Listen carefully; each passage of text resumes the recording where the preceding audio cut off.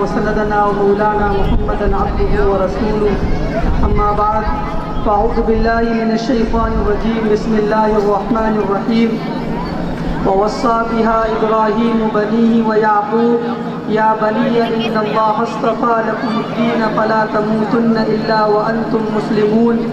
وقال النبي صلى الله تعالى عليه وسلم مروا أولادكم بالصلاة وهم أبناء 7 واضربوهم عليها وهم أبناء 10 وفرقوا بينهم في المضاجع او كما قال النبی صلی اللہ تعالی علیہ وسلم۔ میرے محترم قابل قدر علماء اکرام، حفاظ نظام، قراء نظام اور دینی بھائیوں اور پردہ نشین میری ماں و بہنوں اور بچے بچیوں، بیٹا خاموش رہو تھوڑی دیر، بس تھوڑی سی دیر بات کرنا ہے، کیونکہ یہ پروگرام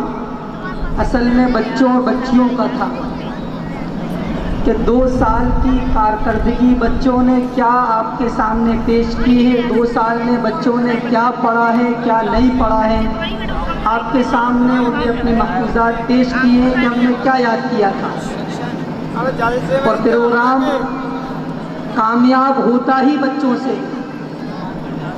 کہ بچے اپنی توتلی زبان سے، معصومیت کی زبان سے آپ کے سامنے اپنی معافی ضمیر کو ادا کرتے ہیں۔ مہینے لگتے ہیں بچوں کو اس مقام پر آنے کے لیے، اور ہم حاضرین سن کر یا تو ان کی حوصلہ افزائی کرتے ہیں وقت زیادہ ہونے کی بنیاد پر، یا دل کے اندر احساس کرتے ہیں کہ وقت زیادہ ہو گیا۔ ایک اللہ والے کے بارے میں مشہور ہے، وہ عام طور پر یہ بات کہتے ہیں کہ اگر کوئی دنیاوی پروگرام ہو، شادی بیاہ کا پروگرام ہو یا کوئی اور دوسرا پروگرام ہو، تو رات کم محسوس ہوتی ہے کہ رات اتنی جلدی کیوں نکل گئی، رات میں قلت محسوس ہوتی ہے کہ رات میں اور زیادہ لمبائی ہو جاتی تاکہ یہ پروگرام آسانی کے ساتھ ہم اور سن سکتے ہیں، لیکن نیند نہیں آتی ہی، نہ سستی آتی، نہ کسی طرح کا دل میں احساس پیدا ہوتا۔ اور جہاں دینی پروگرام ہوتے ہیں، بچوں کے پروگرام ہوتے ہیں، تو وہاں پر تھوڑا سا وقت کی زیادہ محسوس ہوتا ہے اور پھر نیند آنے لگتی ہے۔ ان عالم دین کا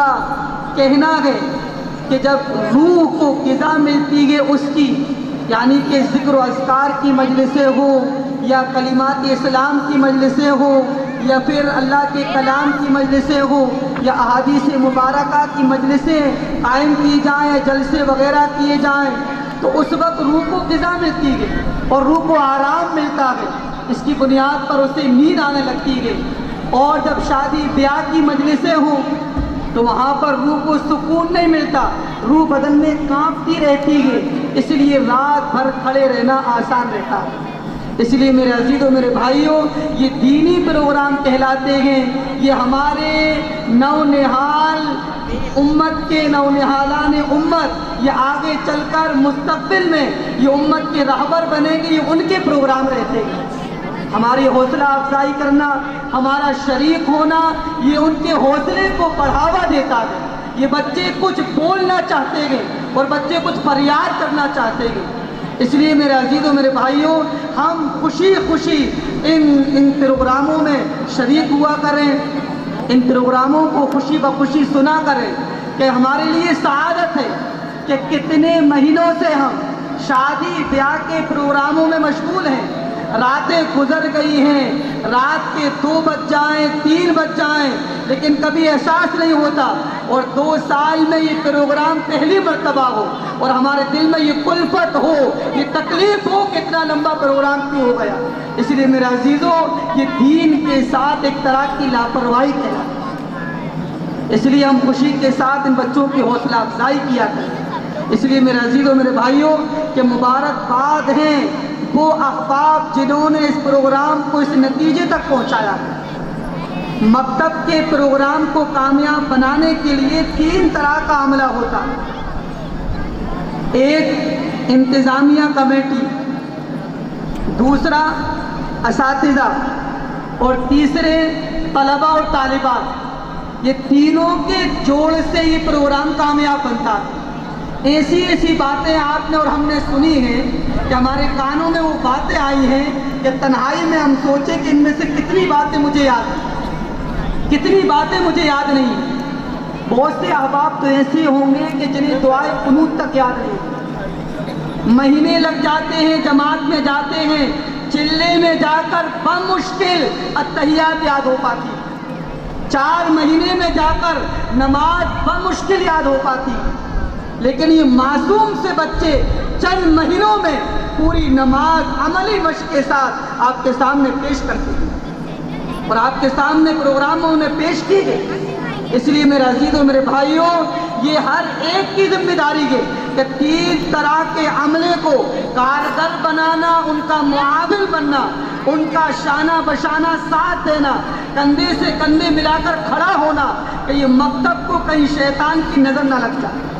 یہ مکتب کو کہیں حسد کی نظر نہ لگ جائے، یہ مکتب کو کہیں بغاوت کی نظر نہ لگ جائے۔ اس لیے میرے عزیزوں، میرے بھائیوں، کہ دنیا میں 2 طرح کی تعلیم ہے، ایک تعلیم کہ انسان کی قبر تک ہے، اور دوسری تعلیم کہ جس کا تعلق انسان کی قبر تک بھی ہے اور انسان کے قبر میں پہنچنے کے بعد حشر تک بھی ہے۔ اور ظاہر سی بات ہے کہ یہ تعلیم مکتب ہی کی تعلیم ہے۔ اگر مکتب کا انتظام نہ ہو، مکتب کی سہولیات نہ ہو اور مکتب کا انتظام نہ کیا جائے تو یہ بچوں کی زبان پر کلمے جاری نہ ہو، یہ بچے صحیح طور پر نماز پڑھنے والے نہ بنے، یہ بچے آپ کے سامنے جو اپنی مافی ضمیر کو ادا کر رہے تھے، یہ بچے کبھی کھڑے ہونے کا موقع نہ ملے۔ ہم نے دیکھا ابھی کارگزاری میں آپ نے بات سنی ہے، کتنا شاندار نظام کہ 8 سالہ کارگزاری، کہاں 30 بچوں کی شروعات ہو اور پھر بڑھتے بڑھتے بڑھتے بڑھتے کہ یہاں تک پہنچا 185 بچے ہو، اور اس میں جو بچے دینی تعلیم کی بنیادی تعلیم حاصل کر چکے ہو، کلمات اسلام کی تعلیم، نماز کی تعلیم، روزے سے متعلق، زکوٰۃ سے متعلق اور بنیادی چیزیں بچوں کو حاصل ہو گئی ہو، تقریباً 600 سے زائد بچے ہو، تو یہ مکتب کے کامیاب ہونے کی دلیل ہے کہ مکتب کس نتیجے پر پہنچا ہے اور مکتب الحمدللہ کتنا کامیاب ہوا ہے۔ تو میرے عزیزوں، میرے بھائیوں، یہ ہر ایک کی ذمہ داری ہے۔ علماء لکھتے ہیں صاف طور پر، اگر آپ مکتب اپنے محلے میں نہیں چلا سکتے، آپ کے بس کا کام نہیں ہے، تو جو لوگ مکتب کے لیے کمر بستہ ہیں اور جو لوگ مکتب چلا رہے ہیں، تو ان احباب کی ذمہ داری ہے کہ ان کے ساتھ کھڑے ہو کر مکمل معاون بنے اور کار خیر کے اس قافلے کو آگے بڑھائیں، تاکہ صحیح طریقے پر ان معصوم کلیوں کے دلوں میں دین کا صحیح رخ آئے، دین کی صحیح تعلیمات ان کے دلوں میں رچے بسے، تاکہ یہ بڑے ہو کر اپنے دین ایمان کی حفاظت کر سکیں۔ یہ معصوم سی بچی ہیں ماشاءاللہ، رات کا کتنا وقت ہو گیا اور کیا اچھے انداز میں ان بچیوں نے آپ کے سامنے تعلیمات اسلام کو پیش کیا۔ میرے عزیزوں، میرے بھائیوں، ہم غور کریں کہ میں یہ بات عرض کر رہا تھا کہ 2 طرح کی تعلیم ہے، ایک تعلیم پر لاکھوں روپے خرچ کیے جاتے ہیں، کروڑوں روپے خرچ کیے جاتے ہیں اور ہر طرح کا طبقہ پیسے خرچ کرتا ہے، اور دوسری تعلیم کہ جس پر معمولی خرچے کیے جاتے ہیں، معمولی اخراجات کیے جاتے ہیں، اور اس کے بعد اس کا نظام آپ دیکھیے کتنا خوب اور کتنا شاندار نظام ہے۔ میرے عزیزوں، میرے بھائیوں، آپ اس بات کا اندازہ لگائیے کہ علماء لکھتے ہیں یہ بات کہ ہمارے مکتب کو کامیاب بنانے کے لیے کروڑوں لاکھوں روپے کی ضرورت نہیں ہے، بلکہ ایک احساس اسلام شریعہ نے دیا ہے، مذہب اسلام نے دیا ہے، وہ احساس فرض ہے کہ اپنے اندر اپنے فریضے کی، اپنی ذمہ داری کا احساس پیدا کریں کہ مجھے کیا ذمہ داری ہے،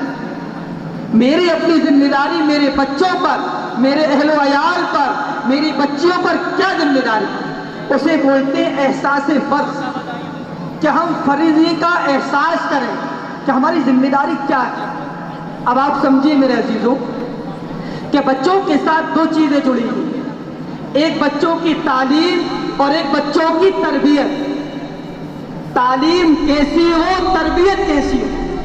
یہ دونوں باتیں بڑی اہم ہیں، اور یہ دونوں باتوں کا پورا حصول اور دونوں باتیں حاصل کی جائیں گی مقصد سے۔ تعلیم اور تربیت، کہ تعلیم کس سانچے میں ڈھالی جائے، تعلیم کس انداز کی بچوں کو۔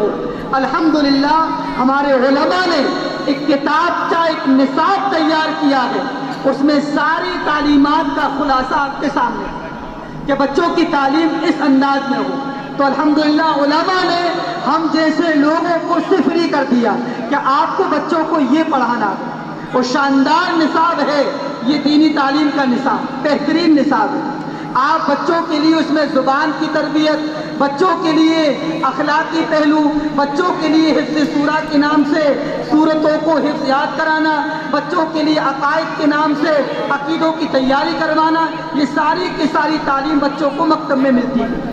اس لیے عام طور پر اس کے بعد آتی ہے باری تربیت۔ اگر تربیت بچوں کی صحیح ہوگی تو یہ بچے اور یہ بچیاں فرما بردار بنیں،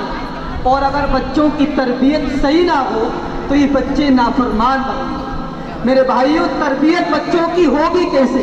حافظ صاحب نے اپنے مکتب میں بچوں کو پڑھا دیا کہ ہم کو اس انداز میں کھانا کھانا ہے، اس انداز میں ہمیں پینا ہے۔ اب بچہ یا بچی مکتب سے پڑھ کر گھر گیا،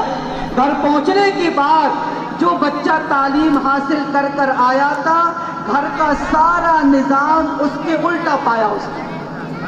گھر کا نظام تو پورا الٹا ہے، نہ کھانا دسترخوان پر ہوتا ہے، نہ پانی والد محترم کھڑے ہو کر پیتے بجائے بیٹھ کر پینے کے، نہ والد محترم نمازوں کا اہتمام کرتے ہیں۔ اب بچے کے ذہن پر پریشر پڑتا ہے، بچے کے ذہن پر ایک اثر پڑتا ہے کہ حافظ صاحب تو یہ کہہ رہے ہیں، اور والد محترم تو جمعے میں بھی جاتے ہیں، سن کر آتے ہیں، اس کے بعد بھی انسنی کر دیتے ہیں۔ تو یہ ساری تربیت کا نظام، جہاں مکتب میں پوری کوششیں کی جاتی ہیں کہ بیٹا پینا ایسا ہے، بیٹا کھانے کا طریقہ یہ ہے، سونے کا طریقہ یہ ہے، روز مرہ کی تعلیم بچوں کو سکھائی جاتی ہے مکتب میں، اس کی تربیت بھی، اس کا طریقہ بھی، کہ تعلیم یہ ہے اور طریقہ یہ ہے، تعلیم کھانے کی سنت یہ ہے، آپ کو اس طریقے پر کھانا ہے،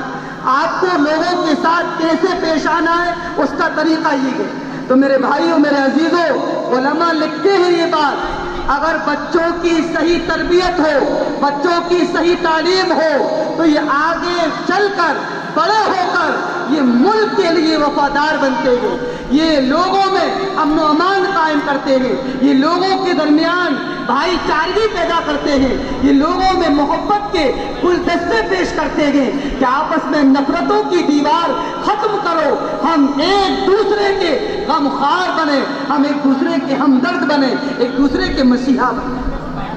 یہ بات تبھی ہوتی ہے جب بچوں کی تربیت اور بچوں کا نظام تعلیم صحیح ہو۔ تو الحمدللہ تعلیمی نظام کے اندر کسی طرح کی کوئی کمی مجھے محسوس نہیں ہوتی، جیسا کہ آپ نے بھی مشاہدہ کیا ہے۔ اس لیے ہماری ذمہ داری ہے، میں نے یہ بات کہی ہے، علماء نے کہا ہے کہ احساس فرض، یعنی کہ اپنی ذمہ داری کا احساس کریے۔ جیسے بچوں کو کھلانا